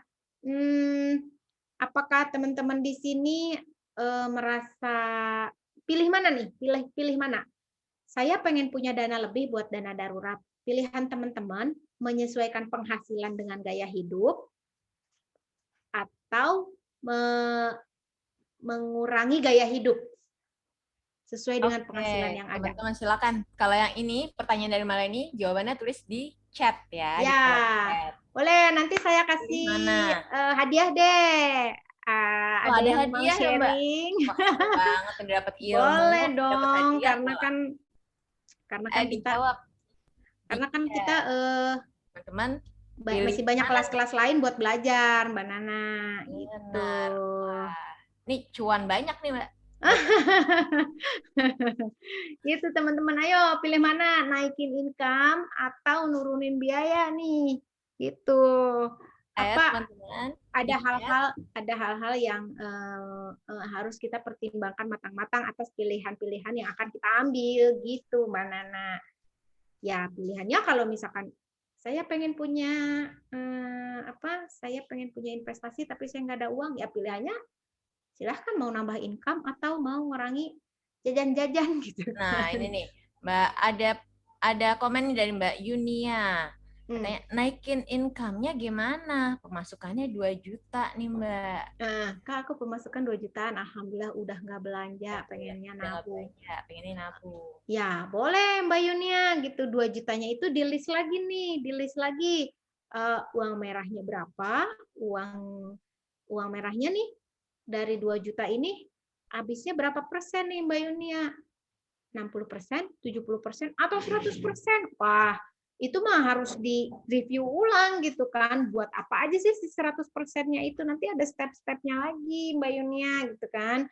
Dari 2 juta itu buat makan kah, buat sandang pangan papan lah ya, kebutuhan utama kita, atau ada tambahannya lain gitu kan.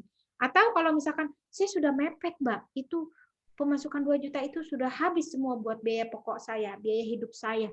Biaya hidup ya Mbak, bukan gaya hidup ya, tolong dibedakan. Nah, ini Mbak Yunia Nah, udah alhamdulillah nih katanya udah nggak belanja, pengennya oke, nabung. pengennya nabung. Fine, sekarang nabung. Nah, Nabungnya mau buat apa? Mbak Yunia harus punya tuh tujuan keuangan. Saya nabung untuknya titik, titik, titik, titik. Silakan Mbak Yunia isi sendiri. Untuk jadi apa? Kita harus punya smart goal. Wah, itu mah kalau ngomong smart goal ada satu sesi sendiri Mbak Yunia. Simpelnya, Mbak Yunia harus punya tujuan. Jadi nabung itu untuk apa? Untuk saya beli apa? Buat saya mau ngapain? Berapa lama lagi saya harus punya uang gitu kan? Berapa yang harus saya saving? Kayak gitu Mbak Yunia gitu. Nah, terus kalau misalkan udah disisihin uang birunya, jangan lupa buat uang hijau. Supaya apa? Supaya tadi yang saya bilang, si uang hijaunya itu membungkus uang merah dan uang hijau supaya tetap pada tempatnya. Jadi ketika terjadi risiko sakit sama kita gitu, si uang birunya itu nggak harus dijual gitu Mbak Yunia. ini katanya Oke. Mbak Yunia nih kebutuhannya primer nggak gaya hidup masa depan umroh. Nah, ini mesti lebih dispesifikasi lagi ya, Mbak. Sebentar, Tujuannya apa sebentar. ya, Mbak Yunia? Kebutuhan primer nggak gaya hidup masa depan umroh. Fine gitu. Mbak Yunia boleh diinstal aplikasi juaranya. Di situ ada tuh tujuan-tujuan, ada kalkulator khusus untuk menghitung berapa banyak yang harus kita sisihkan untuk mencapai tujuan finansial kita. Itu auto install good. Kalau misalkan masih ada pertanyaan, kontak saya, kontak Mbak Nana, feel free. Nah, bisa dipilih Gitu. juga di situ kalau misalnya masih bingung-bingung, kalau ngitung sendiri bingung, mesti gimana nih? Angkanya udah dapet, caranya gimana? Boleh Ya, bisa pilih di aplikasi untuk konsul dengan siapa. Ada Mbak Leni, ada saya, ada teman-teman financial advisor juara lainnya juga bisa dipilih. gitu. Dan ini Ini ya ada komen juga nih dari Bu Kairuni Barkati, katanya menyesuaikan gaya hidup nambah income. Wah, keren nih. menyesuaikan gaya hidup, nambah income. Nah, kalau yang Nah, nambah income, balik lagi nih ke diri kita. Kita punya ide apa buat nambah income gitu kan? Otomatis kita harus keluar dari zona nyaman kita yang tadinya. Misalkan nih, sekarang saya kerja gitu kan. Sekarang saya pegawai dengan gaji let's say 10 juta. Tapi saya punya pengen punya setelah dihitung-hitung nih biaya pendidikan untuk anak saya tuh gede, saya harus nyisihin lagi 3 juta gitu kan. Nah, itu kan berarti harus ada income tambahan. Oke, di mindset kita sudah tertanam kita harus punya income tambahan. Pertanyaan berikutnya, bagaimana caranya untuk meningkatkan income kita gitu kan? Nambah income. Berarti kalau Bu Hairuni Barkati ini menyesuaikan gaya hidup sesuai dengan income. Jadi mungkin Ibu tidak mau menurunkan gaya hidup ya, income-nya yang ditambah, fine gitu. Yuk nanti kita brainstorming lagi. apa saja sih yang buat nambah gaya hidup gitu. Nanti ketika kita dihadapkan pada kenaikan harga dan tujuan-tujuan yang penting, maka yang perlu kita pikirkan adalah menambah pendapatan, Bapak Ibu, gitu. Karena seberapa besar pun kita nurunin nurunin biaya hidup, expense, tetap saja biaya hidup pokok itu akan meningkat seiring dengan inflasi. Mau gimana juga kita ngurangin ngurangin makan sambal gitu kan, tetap aja harga cabai naik terus gitu ya kan Bu. Jadi otomatis the one and only choice adalah meningkatkan income kita gitu. Dan di sini ada yang komen lagi nih dari Bu Anggi. Mengurangi jajan. Iya banget nih. Kecil-kecil tapi ternyata kalau dikumpulin banyak gitu. Itu Gimana? dia yang tadi Mbak Nana bilang, latte faktor ya, latte faktor. Dan gitu. ini mesti dicatat tiap terjadi pengeluaran ya Mbak Leni. Betul, harus dicatat itu pengeluarannya. Tadi juga ada Mbak Mary sharing nurunin biaya dong. Mary Oke. Balen, kamu keren deh katanya. Wis, keren dong Balen. Siap, Bu Mary, kita sharing nih. Jadi yang dikontrol itu biaya, kudu hemat. Jangan banyak gaya. Bener. Yang mahal itu biaya pamer, bukan biaya hidup gitu. Saya punya cerita ya dulu. Waktu saya masih kerja di Bank BUMN nih Mbak, di suatu tempat di pusat kota Jakarta, ceritanya deket banget tuh sama pusat pemerintahan lah. Gaya tuh saya dulu belum kenal tuh yang namanya 3 warna uang lah, ngatur budget. Saya bicara jujur ini dulu saya kerja di bank tapi nggak tahu gitu ngerencanain keuangan. Nah, jadi enak-enak aja gitu makan siang. Kemana yuk? Pergi yuk ke mall ini, mall itu, mall ini, mall itu gitu. Begitu saya keluar, begitu saya memilih untuk menjadi pebisnis, memulai bisnis, otomatis kan saya harus dihitung-hitung gitu ya, karena pasti income-nya yang dari income tetap, jadi belum tahu nih income kita, meskipun memang rezeki kita sudah diatur sama Allah ya, cuma tinggal gimana cara kita metiknya aja. Nah, ketika saya sudah di rumah, masak sendiri dong gitu kan, masak sendiri gitu. Ternyata beli sayur asem cuma butuh 5.000 gitu. 5.000, 10.000 udah dapat sayur sekresek. Dan karena saya orang Sunda ya seneng gitu kan makan makanan begituan. Lah, kalau begini mah ongkos makan siang saya di Jakarta bisa nih sekeluarga dengan 3 orang anak 100.000 gitu. Jadi memang balik lagi ya teman-teman, yang mahal itu gaya hidup, bukan biaya hidup gitu. Kebutuhan hidup sebenarnya ya segitu-gitu aja gitu ya Mbak ya. Bener. Nah, kata Mbak cocok sama kondisi yang Mbak Mary bilang nih, nurunin biaya dong. Siap Mbak Mary, saya dari tadinya makan di mall jadi makan sayur asem. Toh tujuan akhirnya sama-sama aja perut kita kenyang kan gitu. Benar. Nah, tujuan utamanya tercapai ya Mbak ya. Betul. Nah ini ada komen lagi nih Mbak Leni dari Mbak Eni Widayati. Selamat dan sukses Mbak Leni dan Diknana. Ini Mbak Eni, wah ini saudaraku. Karena di asuransi yang menabung beserta asuransi kesehatan itu yang oke. Di samping tabungan juga punya perlindungan sampai tua. Benar. Ya, betul, itu poin nomor 4 tadi ya, punya perlindungan ya Bu Eni ya gitu. Karena kita hidup nggak saat ini aja ya, masa depan pun kita harus tetap persiapkan ya Mbak ya. Betul. Nah, kalau ini Mbak, next-nya ada kelas The Art of Creating Alternative Income. Jadi ini kalau kemarin-kemarin itu kan banyak isu seperti ini, PPKM banyak yang gajinya dipotong, sementara kebutuhan tetap segitu-gitu aja. Pilihannya nurunin kebutuhan atau nyari income tambahan gitu kan. Terus ya kayak tadi yang Mbak Hairunisa bilang, saya pengen punya income tambahan gitu kan. Tapi nggak semua orang bisa bisnis Mbak, atau nggak semua orang bisa ngerti investasi gitu kan. Oke, yuk kita bareng-bareng belajar gitu kan. Terus kalau mau bisnis yang cocok buat gue apa ya gitu. Kadang-kadang kan orang itu banyak maunya. Aduh, sekarang lagi ngetren jadi konten kreator. Oke. Aduh, sekarang lagi ngetren bikin apa tuh? Makanan Chinese itu yang kayak dimsum gitu. Pokoknya saya pengen jualan makanan gitu. Fine, silahkan. Tapi gimana caranya kita bisa menentukan satu pilihan alternatif income apa yang cocok buat saya, buat diri saya, buat kondisi saya saat ini gitu. Nah, di kelas ini nanti saya akan coba ajak teman-teman berdiskusi gimana sih milih bisnis yang tepat sesuai passion atau hobi. Atau profesi kekinian apa sih yang cocok buat saya gitu kan? Atau bagaimana caranya memulai bisnis? Ada lagi, saya udah bisnis nih, tapi kok bisnis saya masih stuck di tempat gitu-gitu aja ya. Nah, yuk teman-teman boleh nanti ikutan di kelas berikutnya. Nanti di apa? Diregistrasi aja Mbak Nana gitu. Benar. Insya Allah. Jangan lupa teman-teman bisa registrasi.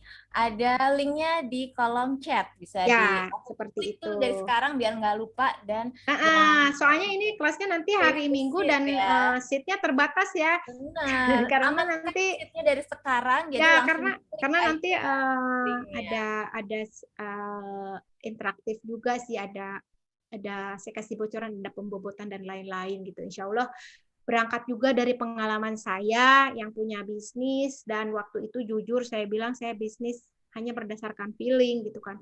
Alhamdulillahnya saya masih dilindungi sama Allah Mbak, ditolong sama Allah, bisnis saya masih ada sampai sekarang gitu. Nah, berangkat dari situ teman-teman saya mencoba sharing nih sama teman-teman bahwa kalau mau memulai income tambahan itu nggak main-main loh teman-teman, atau switching dari satu sumber income ke satu sumber income lain tuh nggak main-main gitu. Jadi ada trik-triknya lah gitu. Nah, ini Itu dia. Mbak Nana. Ini narasumbernya udah kredibel banget loh teman-teman yang sudah terjun langsung mengalaminya. Jadi teman-teman harus ikut nih karena kelasnya sudah berdasarkan pengalaman asli dari Mbak Iya. Leni. So ini applicable banget ya Mbak ya. Gitu. Nah, itu slide terakhir saya Mbak Nana, mulai dari yang tadi nomor 1, 2, 3, 4, 5 sampai ajakan saya untuk gimana sih cara mendapat income tambahan atau memilih bisnis yang sesuai atau profesi yang sesuai, itu seperti itu. Kenapa? Karena apapun harus kita rencanakan supaya apa? Supaya kita nggak khawatir dan tetap happy. Karena sekarang pandemi ini kan imunitas nomor 1 ya Mbak. Peace of mind itu betul-betul Betul. diperlukan. Gitu Mbak Nana. Iya. Jadi Nah, yuk gabung sama Juara, ikuti kelas-kelasnya, tonton YouTube-nya, posting sharingnya gitu. Kenapa? Supaya kita semua itu bisa jadi juara. Raih tujuanmu, rencanakan. Dan mulai dari sekarang karena semua bisa jadi juara. Tenang aja teman-teman, kalau misalkan teman-teman menganggap bahwa keuangan itu adalah hal yang sulit atau kayaknya belum kepikiran deh sama gue, tenang aja. Juara punya banyak financial advisor yang bisa mendampingi teman-teman. Gitu, Mbak Nana. oke, Mbak Leni, nih Yes. masih ada pertanyaan nih. Oh, ada Antusias pertanyaan banget kah? nih teman-teman sini. Ada pertanyaan satu lagi nih. Dari Mary Anggra ini, Mbak mau nanya, sekarang saya pensiun dini, umur 42. Hmm. So, lamsam pensiunnya sangat kecil. Bagusnya invest apa ya? Saya nggak cocok di saham. Nggak berani main kripto-kriptoan. Any Hmm. suggestion? Jadi gini, Mbak Mary, kalau misalkan kondisi kita nih lamsam pensiunannya sangat kecil gitu, investnya di apa? Kalau nanya investasi di apa, balik lagi kepada tujuan keuangan yang pengen Mbak Mary raih, yang pengen Mbak Mary capai. Misalkan mau buat apa nih Mbak Mary, tujuannya, goals-nya ini buat apa nih, sasaran tembaknya gitu. Apakah buat apa? Buat membiayai pensiun saya, karena kan Mbak Mary sekarang posisinya pensiun dini ya, jadi ibarat kata udah nggak punya income lagi dari pekerjaan kita gitu kan. Nah, Mbak Mary hitung nih biaya hidup kita, biaya hidup dasar banget ya, berapa butuhnya. Lalu nanti dihitung tuh di aplikasi Juara itu ada hitungan buat apa? Dana pensiun Mbak Mary gitu. Nah, setelah tahu angkanya, nanti Mbak Mary sesuaikan nih imbal hasilnya yang sesuai bisa mencapai angka yang cukup buat menghidupi biaya Mbak Mary gitu. Bagusnya investasi apa ya?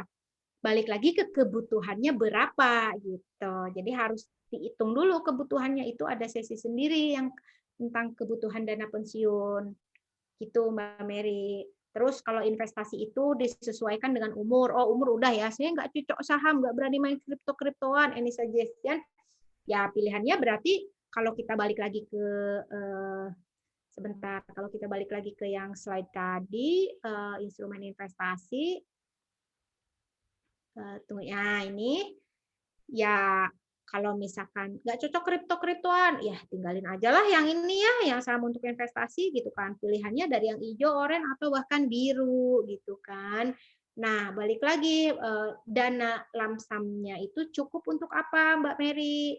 Bisa buat misalkan beli kontrakan, beli satu pintu lumayan Mbak, kontrakan juga kan passive income gitu kan. Atau cuma bisa buat beli sukuk gitu kan ya. Sukuk kan ada yang kuponnya dibagikan bulanan gitu kan. Kayak gitu Mbak. Jadi memang harus balik lagi ke tujuan Mbak Mary itu apa gitu. Mudah-mudahan menjawab ya Mbak Mary ya. Dan juga menyesuaikan dengan profil risiko investasi Betul. kita ya Profil Mbak ya. risiko. Ada di Semakin rendah, semakin sedang, ke atau bawah, tinggi. nah iya, semakin ke bawah semakin rendah profil risikonya. Jadi ya monggo Mbak Mary pilih dari sini gitu kan. Ada reksadana, bisa reksadana, bisa gitu kan. Nah, kalau reksadana kan sekarang kalau juara ini terafiliasinya dengan Bareksa gitu. Jadi kalau reksadana kan ibarat kata ada manajer investasi yang mengelola dana kita dan kita bisa milih tuh, kita bisa sortir imbal hasilnya berapa gitu Mbak Mary. Dan untuk investasi di reksadana ini juga terbilang bisa dimulai dari nilai yang cukup murah ya Yes, Mbak Ani ya. benar ada yang 100 dari ribuan pun bisa ada yang dapat. 10.000 juga ada Mbak, ada yang 10.000 10.000 juga. juga ada, 100.000 ada gitu ya. Jadi nggak ada alasan untuk memilih investasi walaupun Benar. berapapun penghasilannya, selama kita ada kemauan untuk menyisihkan untuk investasi itu pun bisa ya Mbak. Dan jangan lupa nih teman-teman, kalau mau pakai reksadana aplikasi Bareksa, silakan masukkan kode referralnya nih. Juara JOOARA 01. Nah, di situ nanti teman-teman akan dapat banyak gimmick yang menarik nih dengan memakai referral kita ya untuk pembukaan rekening reksadana via Bareksa. Ya. Ini kemarin juga udah sempat dibahas oleh Mbak Gita. Bahas tuntas tentang reksadana. Nah, untuk teman-teman yang ketinggalan kelasnya nih karena udah berlangsung minggu lalu ya, bisa dilihat lagi rekamannya. Ya, betul.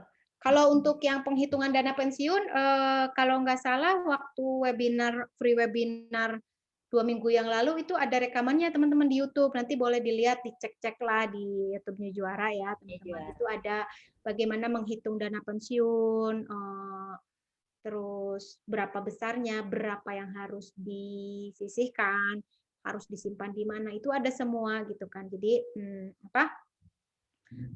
Juara ini banyak banget kelas-kelas pembelajarannya gitu. Tapi ada yang free, ada yang berbayar gitu kan. Karena ada tips-tips dan trik-trik khusus yang mungkin tidak bisa di-share ke banyak orang gitu. Jadi memang untuk mensortir siapa saja yang benar-benar memang ingin belajar dan ingin mempraktekkan.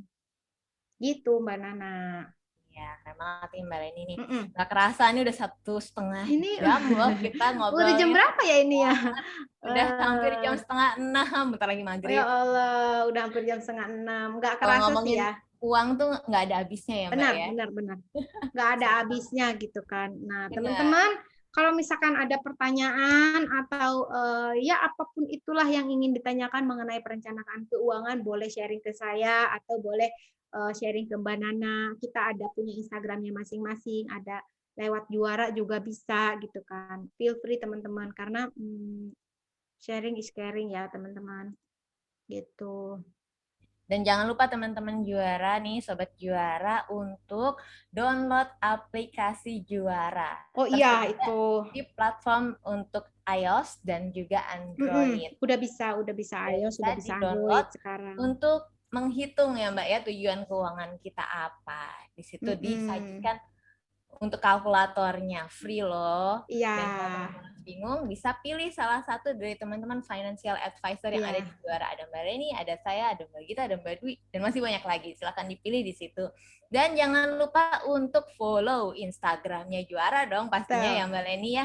Betul. Itu banyak konten-konten yang menarik. Teman-teman kalau ada yang dibutuhkan, silakan di-save biar nggak hilang. Iya, biar nggak hilang teman-teman. Kalau keingetan, aduh ini gimana ya caranya? kita lihat nih simpanan save yang kemarin kita save dari IG-nya Juara. Terus jangan dikekepin sendirian. Kalau tadi Mbak ini bilang suruh kekepin dompet. Nah kalau ilmu nggak boleh dikekepin sendirian, harus di-share ya Mbak ya ke teman-teman lainnya, harus disebarluaskan supaya ilmunya kebagian semua dan kita sama-sama sejahtera. Nggak mau dong lihat temennya merana sendirian dan sendirian. Pastinya kita harus bagi-bagi untuk sesuatu hal yang baik ya Mbak Leni ya. Betul Mbak, betul. Dan juga jangan lupa untuk subscribe, tonton, dan like, komen jangan lupa di YouTube-nya Juara, channel TV-nya Juara. Itu ya, seru-seru pembahasannya. Terus ada lagi Telegram ya Mbak Leni ya. Ya, betul. Itu bisa diskusi langsung dengan para sobat Juara yang lainnya. Yes, benar. Curhat di situ juga boleh. Curcol tipis-tipis gitu. Kalau mau lebih private bisa ngubungin langsung ke salah satu FA-nya Juara. Kalau misalkan gimana ngelola cash flow gitu kan, bagi saya yang punya bisnis gitu, yuk join aja di kelas saya berikutnya. Nah, itu penting banget tuh, langsung loh sama pakarnya yang sudah pernah terjun langsung tentang mencari alternatif income nih di kelasnya Mbak Leni, tanggal 11 Juli ya Mbak ya? Ya, 2 hari lagi lah. 2 hari lagi. Belajar bareng lagi, bareng lagi. Jangan lupa nih teman-teman, buru-buru klik di situ ya, di kolom chat udah ditulisin juga linknya, tinggal diklik langsung daftar deh untuk mengamankan seatnya teman-teman. Ya. Bagian karena terbatas ya Mbak Leni ya. Oh ya Mbak, tadi kan aku bilang ada satu hadiah. Oh iya benar, dapat hadiah. Aku kasih ke Mbak Yunia Rahmasari. Yang terpilih. Mbak Yunia udah sharing sama kita. Nanti boleh di ini Mbak ke apa? Boleh dikontak. Oke, Mbak Yunia ya, Mbak Yunia Rahmasari, selamat mendapatkan hadiah free tiket kelasnya Mbak Leni. Ya Mbak, silahkan. Kita belajar sama-sama lagi. Benar, untuk belajar bersama-sama. Betul. Nanti silakan dikontak Mbak Leni, nomornya ada di. Iya. Kalau misalkan masih ada pertanyaan yang tiba-tiba nanti baru keingetan gitu kan kadang-kadang kita mah kalau lagi on gitu baru dapat ide gitu. Oh ternyata tadi ini apa ya, pengen nanyain ini gitu, udah terlambat. Monggo dicatat aja nomor HP saya teman-teman, nanti boleh silakan ditanyakan. Misalkan Mbak, asuransi yang bisa mengcover sesuai kebutuhan itu apa ya? Emang ada? Oh ada gitu kan. Atau misalkan Mbak, kalau misalkan nanya hitungan saya di aplikasi Juara, kok keluarnya kayak gini ya, dari mana ya gitu. Nanti bisa gitu, insya Allah kami teman-teman di Eva Juara bisa menjelaskan itu. Jangan khawatir teman-teman, insya Allah kita dampingin. Begitu, karena semua bisa jadi juara ya Mbak Nana ya. Benar banget, aduh menarik banget nih pembahasannya dari Mbak Leni nih. Jadi ya ternyata PPKM ini pengeluarannya pun ada yang membengkak. Dan juga ada resiko untuk pemotongan gaji juga ya Mbak. Makanya tadi tuh Mbak Leni udah kasih tips-tipsnya apa yang kita perlu siapkan. Di antaranya nih, siapin dana darurat dan tempatkan di instrumen yang liquid. Terus yang kedua, kekepin dompet, tahan keinginan belanja. Kekepin dompet ibu-ibu, panci masih meletot-meletot boleh lah ya gitu kan. Kalau bisa dipakai, pakai dulu deh gitu. Iya. Kecuali kalau misalkan saya ada kemarin ya yang teman saya sharing sama saya, Mbak, ini sharing aja ya sama teman-teman ya. Oke. Mak, kita kan biasa mama yang manggilnya. Mak, gue deg-degan nih, kayaknya gue bakalan gak diperpanjang nih kontraknya gitu bulan depan. Gue mau usaha kue tapi harus beli oven katanya gitu.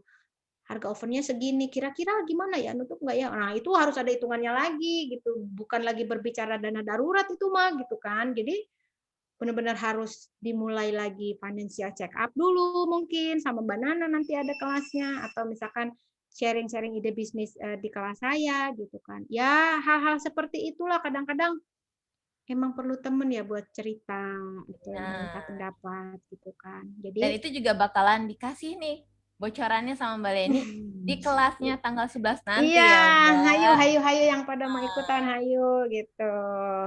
Tuh. Oke, tips yang ketiga nih Mbak ya. Saya rangkum lagi nih. Yang ketiga tuh kita harus tetap menabung dan investasi walaupun sedang PPK. Betul. Tapi untuk investasinya sesuaiin dengan profil risiko, tujuan keuangan, jangka waktu, dan jangan lupa didiversifikasikan investasinya supaya kita tidak meletakkan telur di satu keranjang yang sama. Karena kalau jadi satu jatuh, hancur semua. Kalau diversifikasi, kita bisa masih ada yang selamat gitu ya Mbak ya. Terus yang keempat, miliki asuransi kesehatan. Nah, kalau sudah punya, jangan lupa untuk review berkala. Pastikan polisnya masih aktif karena di masa pandemi ini kita nggak tahu resiko itu terjadi kapan. Itu bisa terjadi tiba-tiba. Kalau kita polisnya masih aktif, berarti kita masih memiliki perlindungan ya Mbak Leni ya. Boleh kalau misalkan teman-teman ada yang masih punya polis aktif, seperti yang saya bilang tadi, pengen baca ulang gitu kan polisnya, tapi nggak ngerti ini apa isinya, buku setebal-tebal ini. Zaman dulu kan masih pakai buku ya Mbak. Iya benar, belum Ayo elektronik kontak, kontak kita gitu kan, insya Allah kita bantu untuk bacain. Dan ini berarti walaupun pada saat PPKM darurat ini kita sudah menyediakan dana darurat, kita tetap harus punya asuransi ya Mbak Leni ya. Betul. Oh itu penting banget. Berasa banget Mbak yang tadi saya ceritain itu di ICU. Bukannya nakut-nakutin ya teman-teman, mohon maaf gitu karena ini memang kejadian yang saya alami sendiri gitu. Oke, betul-betul. Dan yang kelima, tipsnya dari Mbak Leni nih, jangan lupa untuk isi waktu di rumah selama PPKM ini kita nggak bisa kemana-mana. Isi dengan kegiatan yang bermanfaat, berfaedah. Jangan jadi kaum rebahan aja, gitu ya Mbak Leni ya. Dan itu salah satunya adalah mengikuti kelas-kelas juara. Nantikan kelas selanjutnya. Kalau saya nanti akan mengisi tentang rapid financial check up. Nggak cuma kesehatan aja ya yang di rapid test ya gitu. Keuangan juga perlu teman-teman. Jadi materi-materi yang kami berikan di juara ini sambung menyambung menjadi satu gitu. Itulah Indonesia gitu ya teman-teman. Itulah Indonesia. Itulah juara ya harusnya ya. Mbak. Jadi kalau dirasa perlu semuanya diikutin deh gitu, mumpung lagi di rumah aja dan ini online, nggak perlu keluar rumah, tinggal duduk manis di depan laptop mengikuti webinar kita, kelas-kelasnya juara ya Mbak. Benar. Nah ini infonya bisa dilihat update di Instagram atau grup Telegram kita juara.id ya Mbak ya. Oke, nah kalau udah ngikutin nih tips-tipsnya Mbak Leni tadi, terus tapi kita udah berusaha ngekepin dompet, terus udah nggak tahu lagi nih mau motong yang mana lagi pengeluarannya. Nah, itu saatnya kita harus punya income tambahan. Dan untuk income tambahan ini, alternatif income akan dibahas sama Mbak Leni. Ya, insya Allah. Banyak banget peluang, saking banyaknya sampai bingung gitu. Bener. Banyak pengen ini, pengen usaha ini, pengen jualan ini, pengen bikin ini, pengen anu itu. Benar-benar dipikiran sampai bingung sendiri gitu kan, karena kan alternatif income yang paling baik adalah yang dilakukan gitu. Jangan cuma angan-angan doang ya, Mbak. Jangan cuma angan-angan doang gitu. Tapi jangan juga jadi kayak saya gitu. Pokoknya saya mau usaha apa, nggak tahu gimana nanti gitu ya. Jangan begitu juga gitu kan. Itu dia kerennya. Makanya dinamakan judulinnya The Art of Creating Alternative Income. Nah, jangan lupa amanin sheet-nya teman-teman. Diklik link yang ada di chat box ya. Oke, boleh dong Mbak kasih bocoran dikit aja. Apa sih yang nanti kita akan dapat dari kelasnya Mbak Leni nih kira-kira? Jadi tuh nanti teman-teman tuh bakalan diajak, karena kan kenapa dinamakan Art of Creating Alternative Income. Jadi memang pilihan itu kembali pada kondisi dari teman-teman sendiri gitu kan. Punya source apa, bahan baku apa, kelebihan apa yang kita punya gitu kan. Cocok apa enggak, misalkan kayak saya nih, saya mah nggak bisa ngomong nih, gimana saya mau jadi misalkan guru ngajar online gitu kan, saya juga ngajar di ini aja kadang-kadang masih malu-malu, atau misalkan jadi pembicara atau apa. Terus kalau misalkan saya mau jadi konten kreator gitu kan, tapi saya nggak punya ide gitu, baiknya apa ya gitu. Jadi ya kayak gitu Mbak, milih misalkan yang mau bisnis apa yang cocok sama saya, nanti dipandu. Nanti kalau misalkan yang mau jadi milih profesi apa, nanti juga dipandu gitu. At the end, teman-teman itu bisa mengambil keputusan bisnis mana atau cara kendaraan alternatif income apa yang bisa saya pilih gitu. Jadi nggak cuma berdasarkan feeling, Mbak. Itu ada step-step perencanaannya juga Cakep gitu. banget nih Mbak. Jadi udah ada panduannya ya. Benar, mau mulai bisnis apa aja yang harus disiapkan gitu kan. Atau yang udah bisnisnya jalan terus tiba-tiba kok bisnis gue mandek ya gitu. Apa yang harus diperiksa gitu. Itu ada, Mbak. Wah, oke. Keren nih. Jadi teman-teman jangan lupa saya ingetin sekali lagi biar nggak nyesel. Mumpung ini di awal masih ada pendaftaran. Karena kalau nyesel belakangan. Oke deh Mbak Leni, nggak kerasa webinarnya seru banget sore ini. Makasih Ya, banyak Mbak Leni terima atas kasih banyak. sharing-sharingnya.